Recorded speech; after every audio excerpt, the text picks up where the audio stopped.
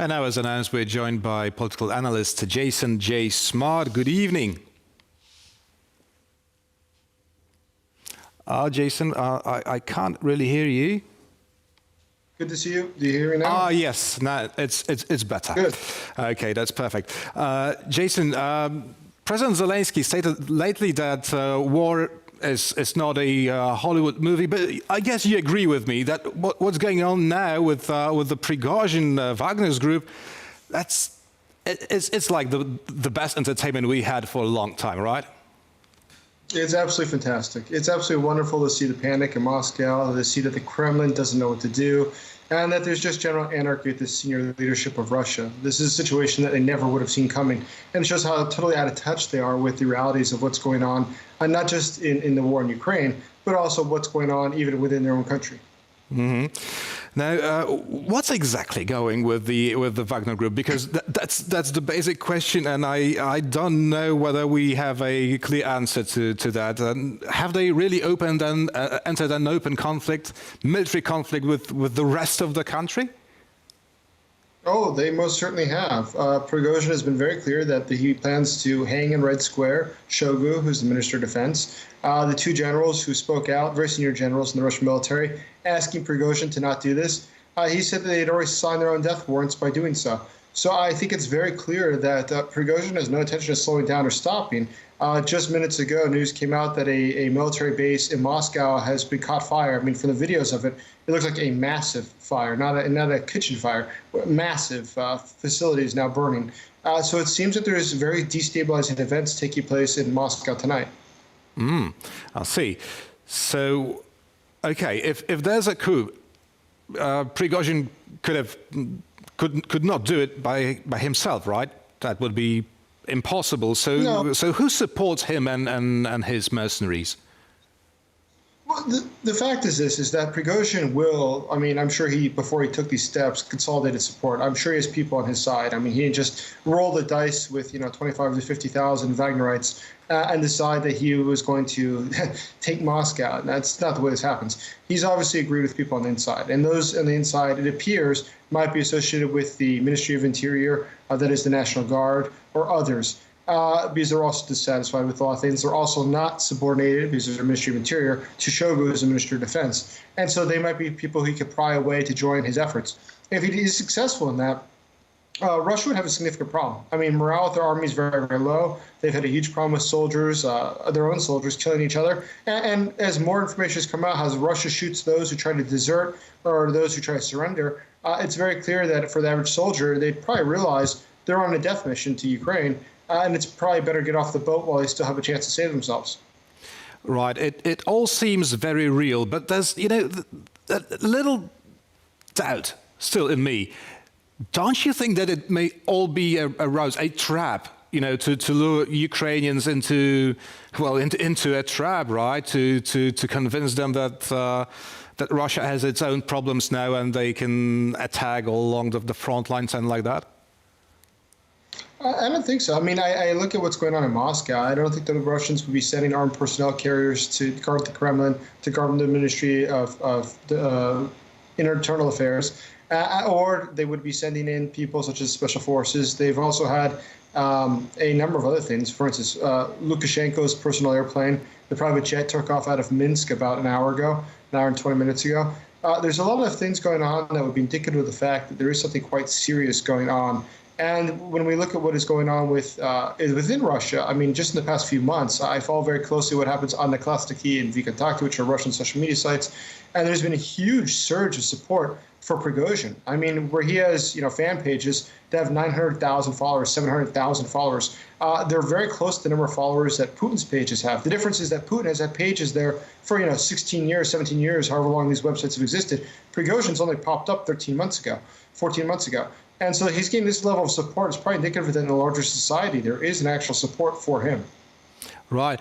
I always thought that he was, sort of a scarecrow for Putin. That he was like, this guy that if you don't support me, the really bad guy will come and teach you a lesson. So now, what awaits Putin if Prigozhin wins, and on the contrary, what awaits what awaits Prigozhin if he's caught by Putin's loyalists?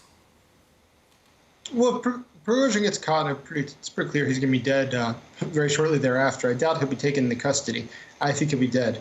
But in the case of Putin, I don't see it working out very well for him either. If there was an actual coup going on, the way it would happen would be that Prigozhin has an agreement with those in senior leadership, such as Ministry of Interior, and they would probably do something to try to assassinate Putin themselves in order to make this all happen. I mean, Shoigu would definitely have to get killed as well, and some others. But there is a significant problem. Putin has destabilized his own country by allowing these private military companies, including Wagner Group. But in total, there's, I think it's about 26 or 27 private military companies in Russia, like Wagner's. Wagner's is the largest, though. And with all these private military companies financed by oligarchs that have real weaponry, I mean, they're not, security guards. They are soldiers. The ability for these people to turn against the government is very real. And the Russian government has no real way to stop that. Well, okay, things are looking good and better all the time. But we've seen the military vehicles on the streets of Russian cities, which you already mentioned. So is Kremlin about to introduce the martial law in Russia, something like that? Well, they are making a special announcement. Channel 1, which is the major TV channel in Russia, it's a source of propaganda, is going to make a special announcement in the next, any minute now, actually. And that special announcement will probably tell us exactly what they're planning. Based upon the fact that this is very uncommon in Russia, they don't usually have these special news announcements, especially when you look how late it is. It's, 1 o'clock in the morning now in Moscow. That they're having this special announcement is highly unusual. It's probably indicative of the fact that there is something very serious going on, and they're trying to find a solution for it. The Russian news sources initially were very slow to respond to this. Initial statements simply said that there was a criminal case being opened against Prigozhin for what he had said. And then finally it said that Prigozhin is attempting to mutiny against the government or create an armed insurrection. And the fact that RIA Novosti, the official Kremlin news source, is referring to this as an armed insurrection that's a serious threat to state security is quite significant. Well, if he's not executed and he's caught and goes to jail, then he can join the Wagner's group, right? Yes, I guess he would have that opportunity for him. He would be able to get out after just a brief stint serving somewhere else, probably putting down insurrections within Russia, because that's probably what the future would hold. But at this point, yes, it seems that the situation is highly destabilized. And I think that Wagner promises tonight, this very night, the problems will be resolved. So let's see what happens in the next few hours. Right. That's about the interior of Russia. But how does it all affect the situation on the front line? This is going to be a devastating blow. And I think this is truly a devastating blow. If you remember what happened in Russian history in World War I, very similar things happen. Once you have problems back domestically, political problems, the collapse of the military is a significant threat. And my hypothesis has been the whole time that the war will end with an event like this, where the Russian military just stops fighting. I don't think it'll be a military victory because it won't be necessary. I think that simply the Russian side will no longer be able to fight, either due to hyperinflation or to something like a coup that we might witness today, in which case the Russian military will just stop fighting. And why die as a soldier in a military that no longer serves a president, no longer serves an actual government? Mm-hmm.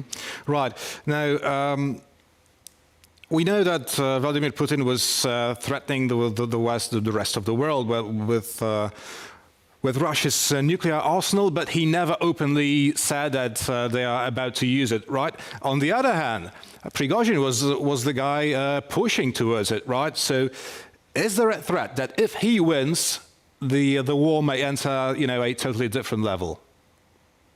No, actually, I would honestly, sincerely believe that Prigozhin would be better.